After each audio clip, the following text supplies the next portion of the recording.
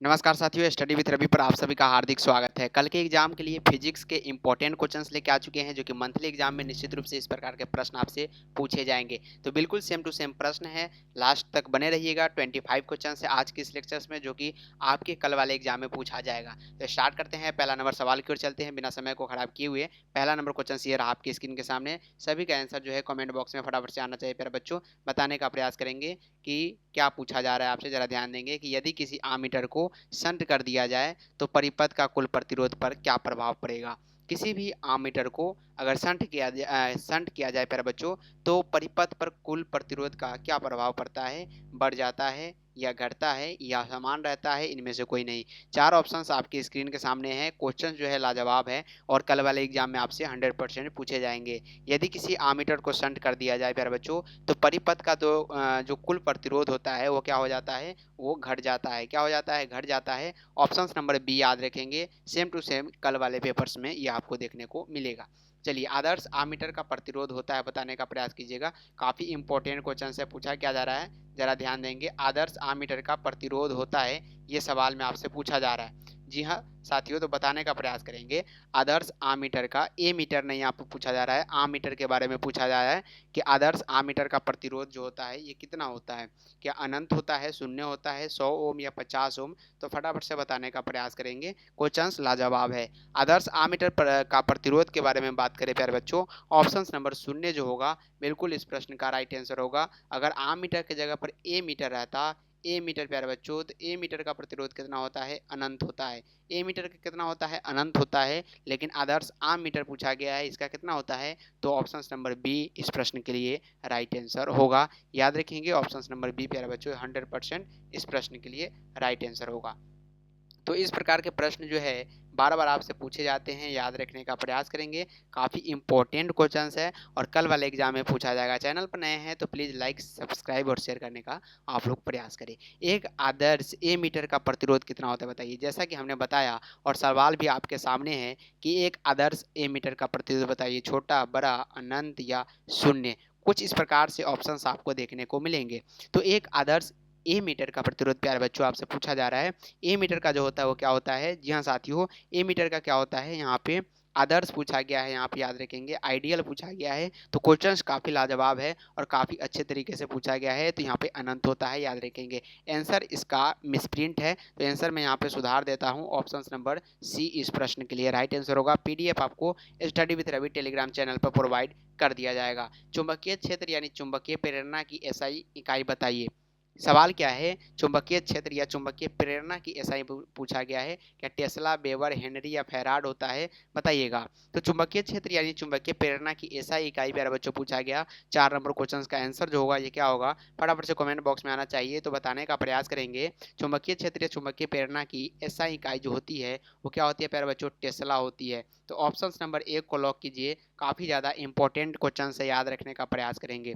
क्षेत्रफल ए और धारा आई वाली एक फेरे वाली कुंडली की चुंबकीय आघूर्ण होता है, कितना होगा। क्षेत्रफल ए दिया गया है, एरिया जो दिया गया है प्यारे बच्चों ए दिया गया है, और धारा कितना दिया गया है, आई वाली एक फेरे वाली कुंडली है प्यारे बच्चों, कुंडली है। तो चुंबकीय आघूर्ण आपसे पूछा गया है, याद रखेंगे। इसका जो चुंबकीय आघूर्ण होता है वो आई ए हो जाएगा। क्या हो जाएगा, आई ए करेंट गुणे धारा, यहाँ सॉरी क्षेत्रफल गुणे धारा हो जाएगा। जब ए मीटर को शंट किया जाता है तो इसकी कुल चालकता बताइए।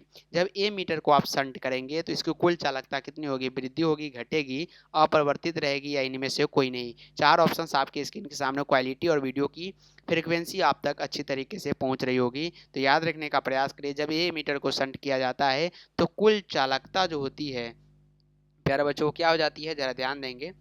यहाँ पे ऑप्शन नंबर क्या होगा, ए जो होगा वृद्धि होती है, याद रखेंगे। ऑप्शन नंबर ए जो होगा इस प्रश्न का राइट आंसर होगा। नेक्स्ट क्वेश्चन की ओर बढ़ते हैं। तो टोरॉइड में चुंबकीय प्रेरणा प्रेरण रेखा होती है बताइएगा। तो ये क्या होती है, गोलाकार होती है। ऑप्शन नंबर क्या होगा, बी करेक्ट होगा इस प्रश्न के लिए। सभी क्वेश्चंस एमबीबीआई है कल वाले मंथली टेस्ट के लिए, सेम टू सेम ऐसा प्रश्न आपको देखने को मिलेगा। अस्थाई चुंबक के लिए प्रयुक्त पदार्थ बताइए। स्टील, नरम लोहा, तांबा, इनमें से कोई नहीं। क्या पूछा गया है, अस्थाई चुंबक के लिए प्रयुक्त पदार्थ आपसे पूछे गए हैं 8 नंबर सवाल में। काफ़ी इंपॉर्टेंट क्वेश्चन है। तो अस्थाई चुंबक के लिए जो है प्रयुक्त पदार्थ क्या होते हैं, स्टील होते हैं। क्या होते हैं प्यारे बच्चों? स्टील होते हैं, याद रखेंगे। ये भी क्वेश्चंस काफ़ी बार मंथली एग्जाम में पूछे गए सवाल है। चलिए, वायु की चुंबकीय संवेदनशीलता है, बताइएगा। वायु की चुंबकीय संवेदनशीलता के बारे में बताइए। सकारात्मक है, सकारात्मक या नकारात्मक या नकारात्मक या शून्य। तो चार ऑप्शंस है आपके स्क्रीन के सामने। वायु की चुंबकीय संवेदनशीलता आपसे पूछे जा रही है, तो ऑप्शंस नंबर क्या होगा बताने का प्रयास करेंगे। बिल्कुल ऑप्शंस नंबर डी होगा इस प्रश्न के लिए राइट आंसर। नेक्स्ट क्वेश्चन की ओर बढ़ते हैं। निम्नलिखित में से कौन जो है हिस्टेरिस दर्शाता है? तो हिस्टेरिसिस कौन दर्शाता है? याद रखिए इस प्रश्न के लिए लौ चुंबकीय याद रखेंगे। ऑप्शंस नंबर सी होगा करेक्ट आंसर। चलिए, 11 नंबर क्वेश्चन ये रहा कि विक्षेपण मैग्नोमीटर में समतल दर्पण का उपयोग किसके लिए किया जाता है, बताइएगा। तो विक्षेपण मैग्नोमीटर में समतल दर्पण का उपयोग किसके लिए किया जाता है प्यारे बच्चों? ये जो किया जाता है ये लंबन हटाना के लिए किया जाता है। ऑप्शंस नंबर ए को यहाँ पे करेक्ट मान के चलेंगे। चलिए, फेर फेराइट फेराइट में निम्न में से किसका मान कम है? चालकता का, चुंबकीय संवेदनशीलता, पारगम्यता, उपयुक्त में से सभी। तो फेराइट में यानी यहाँ पे क्या पूछा गया?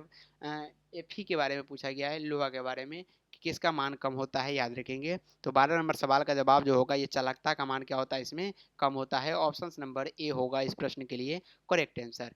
प्रतिचुंबकीय पदार्थ की सापेक्ष पारगम्यता बताइए। प्रतिचुंबकीय पदार्थ की जो सापेक्ष पारगम्यता होती है वो क्या होती है? बहुत छोटा होता है। क्या होता है मेरे बच्चों? बहुत छोटा होता है, याद रखिए। Option number B correct answer होगा इस प्रश्न के लिए, याद रखेंगे।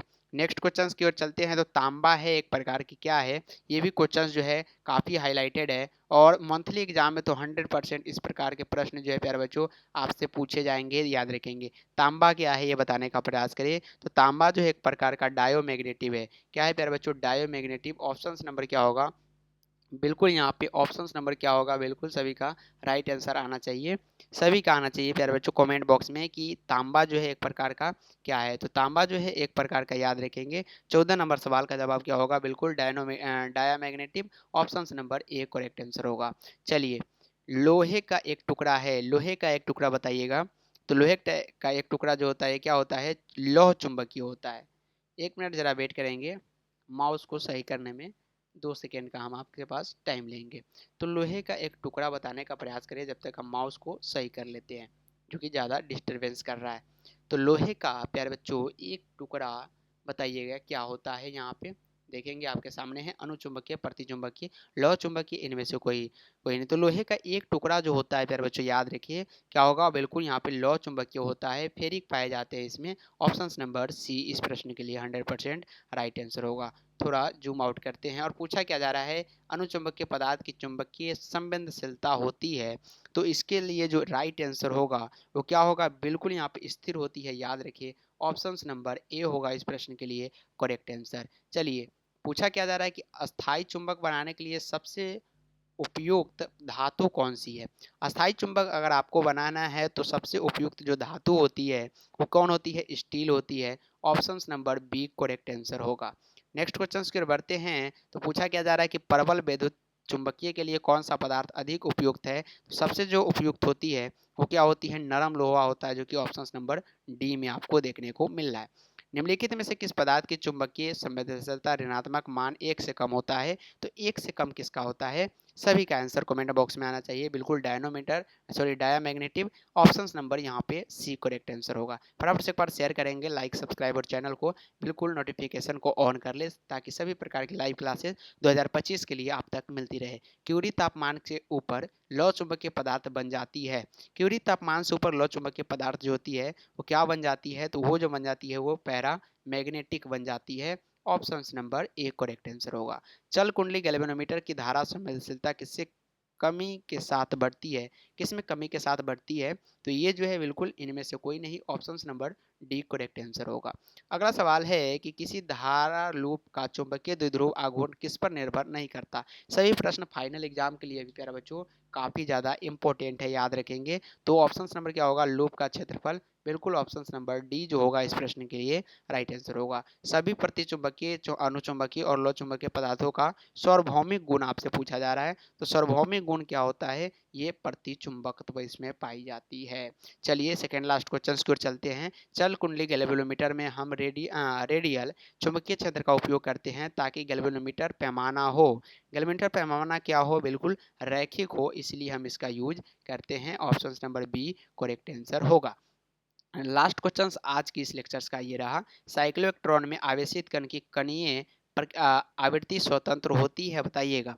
तो स्वतंत्र क्या होती है? द्रव्यमान जो होती है ये स्वतंत्र होती है। तो कल के एग्जाम के लिए 25 क्वेश्चंस थे, जो कि आपके लिए प्यारे बच्चों काफ़ी ज़्यादा MVVI साबित होगा। तो इस प्रकार के प्रश्न जरूर करके जाए, ज़्यादा से ज़्यादा उन सभी छात्र छात्राओं के पास शेयर करने का प्रयास करें जो कल वाले एग्जाम में बैठने वाले हैं और अपने आप को यहाँ पे साबित करने वाले हैं कि हाँ हम कुछ तैयारी कर रहे हैं। तो इस प्रकार से इंपॉर्टेंट क्वेश्चंस आपको लगातार कराया जा रहे हैं 2025 एग्जाम के लिए। बने रहे स्टडी विथ रवि के साथ। चैनल को सब्सक्राइब करें, वीडियो को लाइक करें और ज़्यादा से ज़्यादा शेयर करने का प्रयास करें। आज के लिए इतना ही, तब तक के लिए बाय बाय, टेक केयर, जय हिंद एंड जय भारत।